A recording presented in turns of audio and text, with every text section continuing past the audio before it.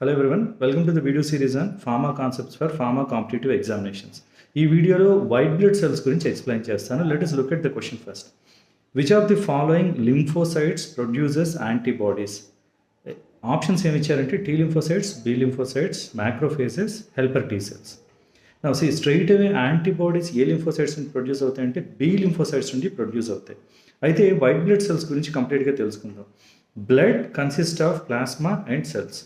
55% plasma, 45% blood cells ఉంటాయి. ఈ blood సెల్స్లో ఏముంటాయంటే red blood cells, white blood cells, platelets ఉంటాయి. నా వైట్ బ్లడ్ సెల్స్లో మళ్ళీ క్లాసిఫికేషన్ చూస్తే గ్రాన్యులోసైట్స్, ఎగ్రాన్యులోసైట్స్ అని ఉన్నాయి. గ్రాన్యులోసైట్స్ని ఎందుకు అంటారంటే ఈ వైట్ బ్లడ్ సెల్స్ లోపల గ్రాన్యూల్స్ ఉంటాయి. Granules contain enzymes like lysozymes, defensin, antimicrobial proteins ఉంటాయి. ఈ గ్రాన్యూల్స్ ఉంటాయి కాబట్టి గ్రాన్యులోసైట్స్ అంటారు. ఏంటి గ్రాన్యులోసైట్స్ అంటే బేసోఫిల్స్, ఇస్నోఫిల్స్, న్యూట్రోఫిల్స్ వీటన్నిటిలోని గ్రాన్యూల్స్ ఉంటాయి కాబట్టి వీటిని గ్రాన్యులోసైట్స్ అంటారు. వీటి న్యూక్లియస్ మల్టిపుల్ లోబ్స్ ఉంటుంది కాబట్టి పాలీమార్ఫో న్యూక్లియర్ ల్యూకోసైట్స్ అని కూడా అంటారు. PMN polymorphonuclear leukocytes. So ఇది గ్రాన్యులోసైట్స్. మరి ఏ గ్రాన్యులోసైట్స్ ఏంటి అంటే లింఫోసైట్స్, మోనోసైట్స్ అని ఉన్నాయి. లింఫోసైట్స్ అంటే లింఫ్లో మూవ్ అవుతుంటాయి కాబట్టి లింఫోసైట్స్ అని పేరు పెట్టారు. వాటిలో వచ్చేది T lymphocytes, B lymphocytes. Monocytes ఏంటి అంటే వీటి నుంచి మ్యాక్రోఫేజెస్, డెండ్రైటిక్ సెల్స్ వస్తాయి. వీటిని యాంటీజన్ ప్రెజెంటింగ్ సెల్స్ అని కూడా అంటారు.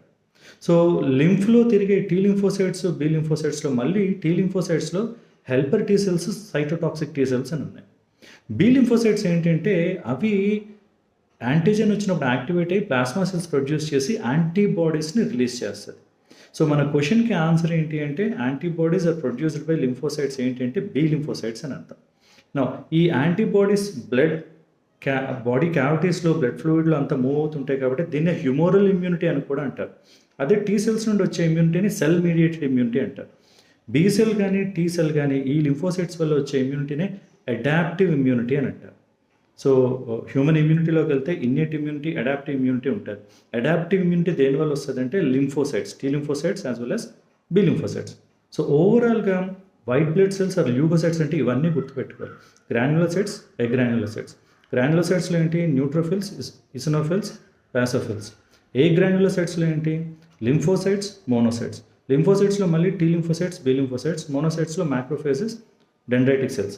ఇస్ ఐ టోల్డ్ యు వాటిని యాంటీజన్ ప్రెజెంటింగ్ సెల్స్ అని కూడా అంటారు.